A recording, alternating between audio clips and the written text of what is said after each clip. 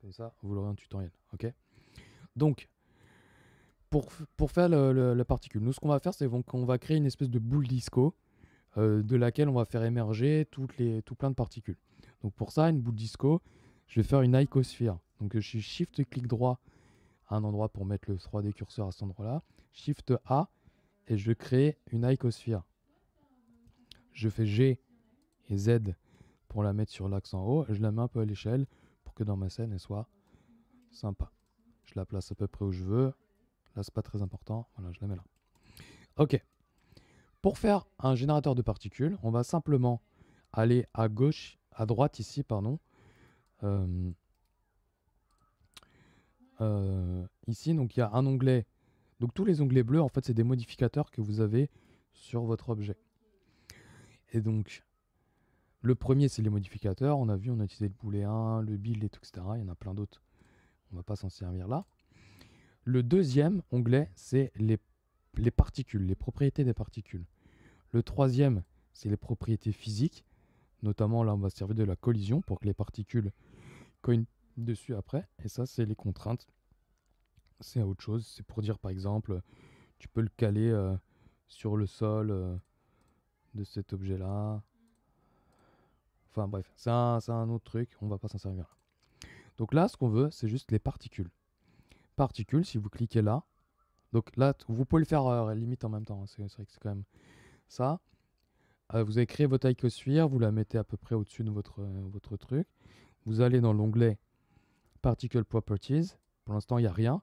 Et vous cliquez sur le plus pour rajouter un nouveau système de particules. Ce qui veut dire que vous pouvez en avoir plusieurs sur le même objet. Là, on va en faire un déjà. Ça va être suffisant. Donc, voilà. Une fois que vous avez ajouté votre générateur de particules, sans rien faire, normalement, il y a un réglage par défaut qui fait que si vous faites play depuis le début de votre truc, ça fait tomber une espèce de petite pluie de particules comme ça.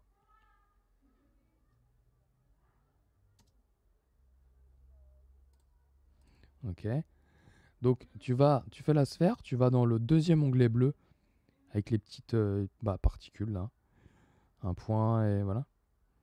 Tu sélectionnes ton icosphère, tu vas dans le truc particules et tu rajoutes un système de particules. D'ailleurs, l'onglet particules, c'est le deuxième onglet, celui qui est en dessous la clé à molette. Et mon icosphère, je vais la renommer Disco Ball en attendant.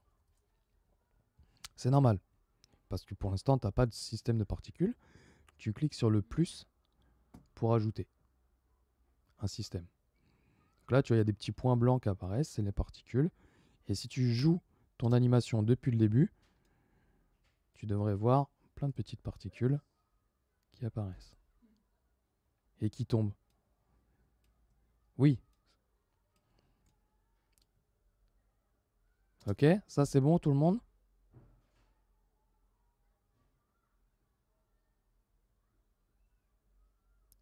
Tout le monde? C'est bon? Ah ok. Donc là, voilà, tout va se passer en fait là-dedans. Dans cet onglet-là, vous avez tous les réglages. euh, ouais, donc tous les réglages de votre truc. Donc le premier, c'est l'émission. L'émission, c'est l'émetteur, en fait, comment on va émettre les particules. Donc le nombre de particules qui sont émises. Par exemple, si je mets 1, on voit que, et que je viens au début du truc, il y a une seule particule qui a été générée. Elle est sur le côté là-bas, voilà, il y en a une. Donc on va mettre 1000 là, par exemple. 1000, et donc il va émettre 1000 particules entre là. Il va commencer à émettre à la première frame et finir à la 200e. Donc nous, dans notre animation, on va pas faire animer, on va pas mettre des particules dès le début, on va en mettre une fois que tout est apparu. Donc par exemple, ça peut être autour de la 300e frame. Moi ici sur mon truc, je vais mettre par exemple à 150. Donc moi, à la 150e frame, je veux qu'il commence à émettre des particules. Donc frame start, je mets 150. Et je veux qu'il émette des particules pendant, on va dire, 3 secondes. 3 secondes, ça fait 90 frames. Donc ça fait 150 plus 90. D'ailleurs, je crois que je peux faire 150 plus 90. Voilà, il fait le calcul tout seul, même pas besoin de faire une addition. Super. Donc là, il va émettre des particules à partir de la 150e frame. Et voilà. Donc ces particules sont générées à partir des faces de la icosphère et tombent parce qu'elles sont sujettes à la gravité. On va donner un peu plus de peps. Vous voyez qu'elles sortent et puis elles tombent parce que la gravité les attrape. On va aller dans le... Donc je fais un tour vite fait de tous les réglages. Cache, c'est comme pour les simulations physiques et tout qu'on a fait, c'est quand il cache le résultat de ses calculations, littéralement, sur de ses calculs sur le disque ou en mémoire. Du coup, c'est-à-dire qu'il ne recalcule pas tout à chaque fois. Donc si des fois ça ne se comporte pas comme on veut, on peut faire recalculer ici. Vélocité. La vélocité, c'est la vitesse. C'est le mot scientifique de la vitesse. Et donc c'est là où on va régler la vitesse qu'elles ont quand elles sortent quand elles sont émises. Donc selon deux composantes, la composante normale, c'est-à-dire la normale, hein, je rappelle, c'est la direction perpendiculaire à une surface. Donc par exemple, par rapport à cette face-là, par exemple, de la icosphère, attends, je vais zoomer, hop, mince, hop, par rapport à cette face-là de la icosphère, la normale, elle est au centre, et ça fait un vecteur qui est perpendiculaire comme ça. Ok, ça c'est la normale, et l'autre c'est la tangente. Je sais pas exactement dans quel sens, mais voilà. Du coup, si je veux qu'elle sorte plus fort perpendiculairement à la sphère, je vais monter cette valeur-là. Par exemple, je vais mettre, je sais pas, j'essaye 2, je vois ce que ça donne. Waouh, là il part beaucoup trop fort. 2 mètres par seconde, c'est beaucoup trop. Je vais mettre 0,5. C'est un peu mieux, c'est encore un peu trop. 0,2. Alors ça dépend un petit peu de votre truc. Mais vous pouvez voir que du coup, voilà, ça change. Donc ça, vous pouvez jouer avec ça pour la dynamique. Ce que je vous recommande de faire, c'est de mettre un peu moins sur la normale. Point 1, voilà, là c'est pas trop fort. Et mettre un petit peu de tangent aussi. Comme ça, elles vont partir un petit peu autrement que juste pile poil radialement à la truc. 0,2 c'est trop. Voilà, faut jouer avec ça. Voilà. Donc, là, on a nos particules qui bougent dans l'espace et c'est bien. L'idée, c'est que du coup, ce qu'on veut, c'est pas que ça soit des petits points, mais que ça soit les lettres de l'EGP là.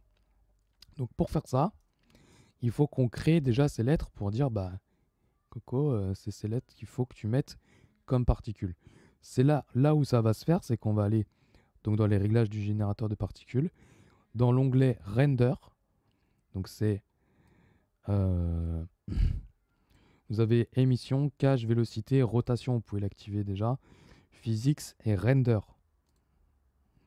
Et là, vous voyez voir, c'est des halos, donc c'est juste des petites boules là blanches. Et nous, ce qu'on va vouloir, c'est faire un objet. Vous pouvez mettre de halo à object. Et vous choisissez un objet dans tous vos trucs. Donc j'ai rien nommé, donc c'est super. Je vais mettre un truc au pif. Et du coup, voilà, je vais le mettre, changer son échelle, son scale. Et là, ça émet des chaises. Vous voyez?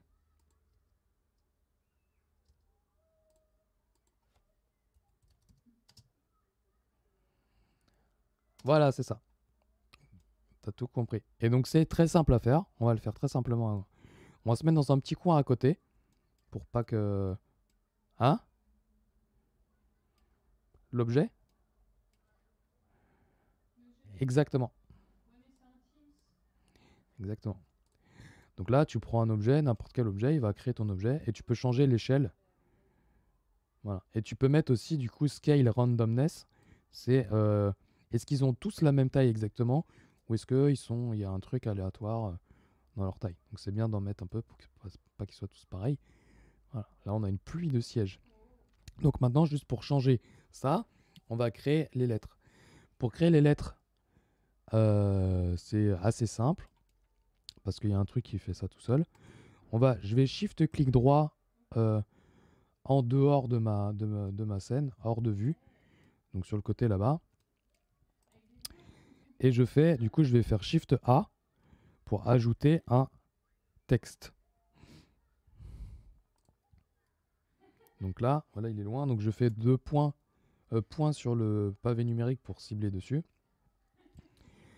Voilà, j'ai mon texte. Je fais tab pour entrer en edit mode et éditer le texte. Et là, je mets un E. OK. Pour lui donner une épaisseur, parce que là, il est tout plat. Pour lui donner une épaisseur, en fait, c'est fait tout seul. Donc c'est dans les objets, dans les propriétés du texte, donc dans le truc vert à droite. On va aller tout simplement dans géométrie. Et il y a un petit paramètre là qui s'appelle extrude et qui permet de lui donner une épaisseur. Donc là, voilà, je lui donne une extrusion et j'ai un petit E comme ça. Maintenant, ce que je vais faire, c'est que je vais le dupliquer. Shift D pour duplicate. Une deuxième fois. Je le mets 2 fois parce que ils auront des têtes différentes normalement. Ça, c'est le G. Donc je fais Tab pour éditer. Je reviens. G. Je sors de l'edit mode. Shift D pour duplicate. Je le place à côté. C'est dans géométrie, dans les propriétés de l'objet là, du texte. Tu vois, le petit A vert à droite. Dans l'onglet à droite. Et du coup, tu as un truc, c'est géométrie.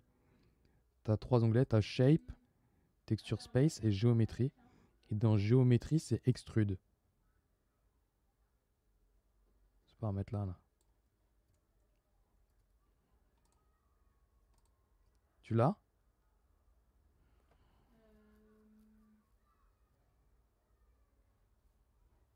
Les autres, ça va? Ok. Dans le truc vert, dans l'onglet à droite, là, en dessous des physics. Quand tu sais, quand tu avais la caméra, c'était une caméra verte. Quand c'est ça, là, les propriétés de l'objet, quoi. Et là, géométrie. Géométrie, extrude. Ok? Donc là, on a bien 4 objets différents. C'est important parce que si on avait qu'un seul objet avec marqué EGP, ça sera un seul objet EGP créé par le générateur à chaque fois et ça va être le bazar. Enfin, ça va être moins bien. Donc là, pour un petit souci d'organisation et qu'on se comprenne bien, on va renommer, on va prendre le temps là, 2 secondes de renommer nos textes. Donc là, c'est E. L'autre, c'est E2. Hop. Ça, c'est... Donc vous pouvez, au lieu d'aller cliquer là-bas et tout, le raccourci, comme dans l'explorateur, comme n'importe quoi, le raccourci, c'est F2. Donc, si vous sélectionnez là et vous faites F2, il y a le truc pour renommer qui apparaît directement là. Ça, c'est G. Hop. Tac, F2. Et ça, c'est P. Hop. Ah, c'est que en fait, j'ai fait qu'une seule lettre. En fait, là, le texte, ici. Et après, je l'ai dupliqué. Shift D. Là, c'est ce qu'il y a de plus simple. Tu pourrais faire, sinon... ouais, non. Enfin, si, tu pourrais avoir ici EGP. Et en fait, ça, tu le transformes en mesh. Et après, tu fais séparer par loose parts, donc les trucs séparés. Donc là, tu devrais avoir. Sauf que du coup, chaque partie séparée, c'est le bordel. Donc non, vraiment plus simple. C'est bon? Ok. Hop, donc là, on a notre P. Ok, c'est bon pour tout le monde? Ce qu'on va faire, c'est que pour une question d'organisation, parce qu'on ne l'a pas fait depuis le début et parce que ça va servir aussi pour le générateur de particules, on va sélectionner nos 4 lettres. Donc elles sont bien 4 ici, là. Et en pointant ici, on va faire M pour les move to collection, pour les bouger dans une nouvelle collection, une espèce de petite boîte à chaussures. On va faire une nouvelle collection qui s'appelle particules. Ok? Donc du coup, on a normalement, a priori, ça s'est mis tout en bas. On a une boîte à chaussures qui s'appelle particules, qu'on peut du coup facilement cacher ou masquer. C'est M le raccourci. Là, tu sélectionnes les 4 et tu fais M et ça fait Move to Collection. Et donc voilà, les envoyer dans une collection. C'est pratique pour organiser vos trucs. Je peux créer une collection meubles, collection murs. Oui, et donc tu fais une nouvelle collection qui s'appelle particules.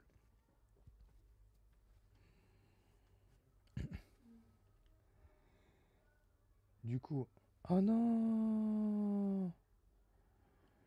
Oh non, je viens de me rendre compte que l'enregistrement que j'ai lancé, en fait, eh ben, on n'entend pas du tout le son.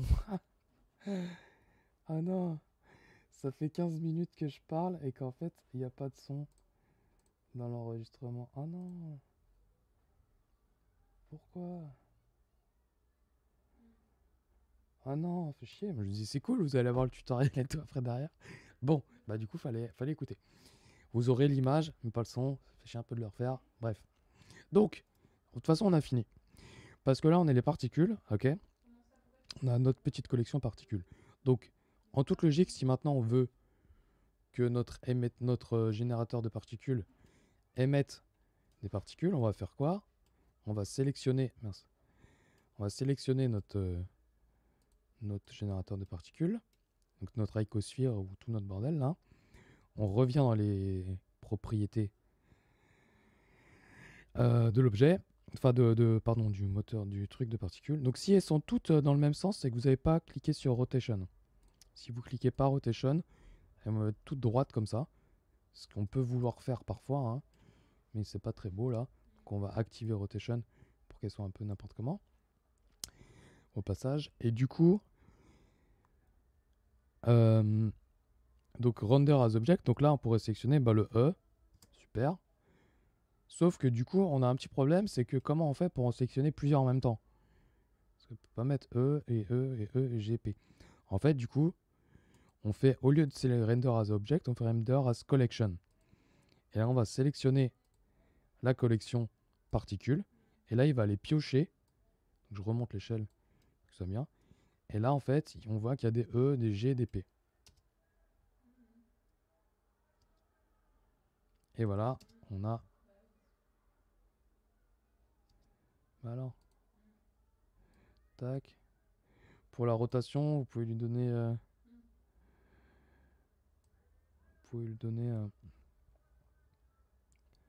petit peu d'aléatoire. Ok. Donc là, vous avez votre truc. Ensuite, vous devez... Donc là, ça va, un peu pour tout le monde.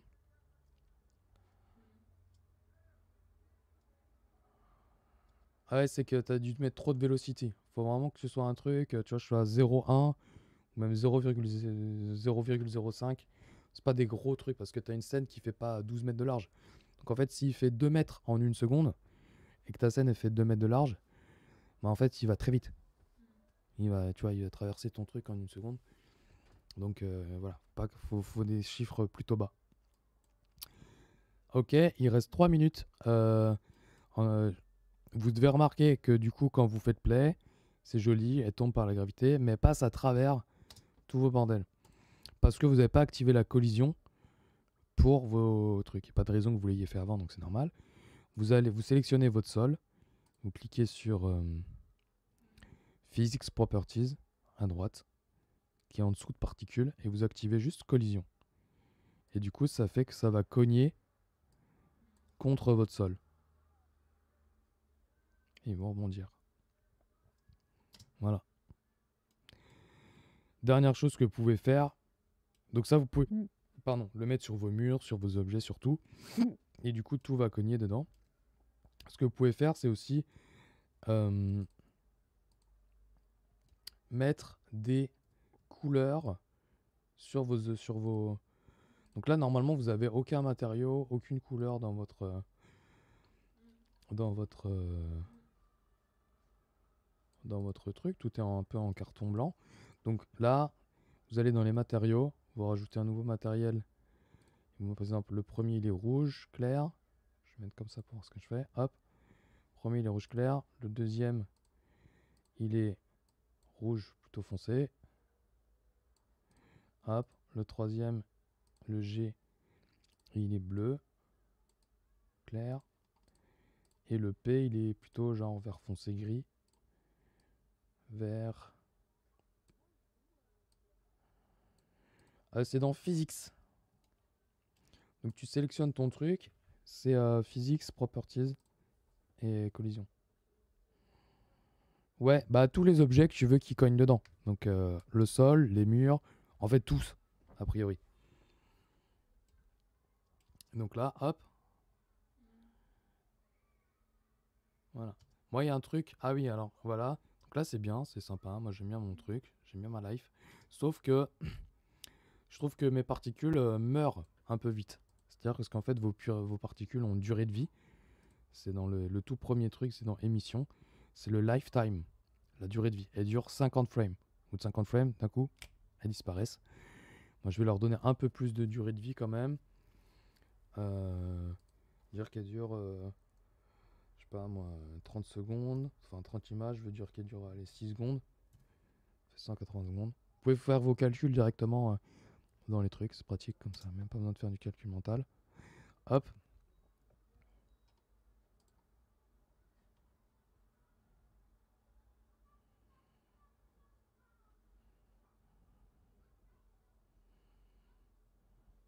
Ok. C'est pas mal.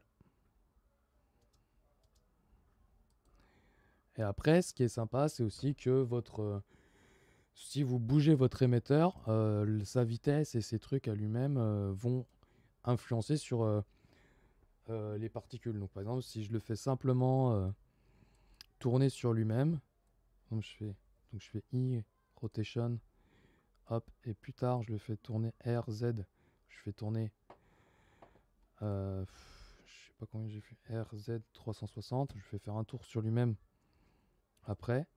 Donc là, il tourne en même temps, et la vitesse qu'il a va se propager normalement aux particules. Là, on voit pas trop ce que ça change, parce qu'il tourne pas assez vite. Mais si je le faisais tourner très vite,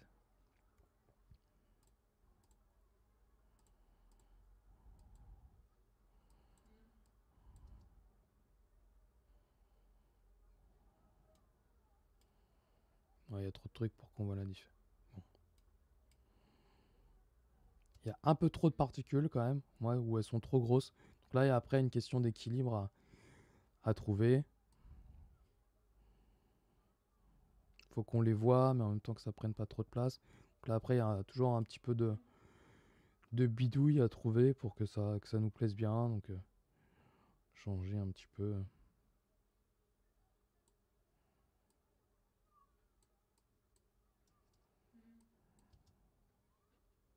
Oula, non, ça c'est pas bon.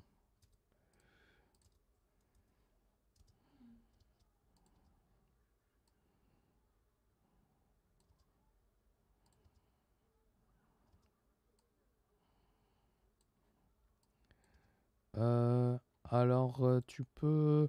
Si c'est ça, peut-être que tu as zoomé et puis tu es dans une espèce de configuration un peu extrême de machin. Ce que tu peux faire, c'est que tu t'appuies sur la touche Home. C'est-à-dire.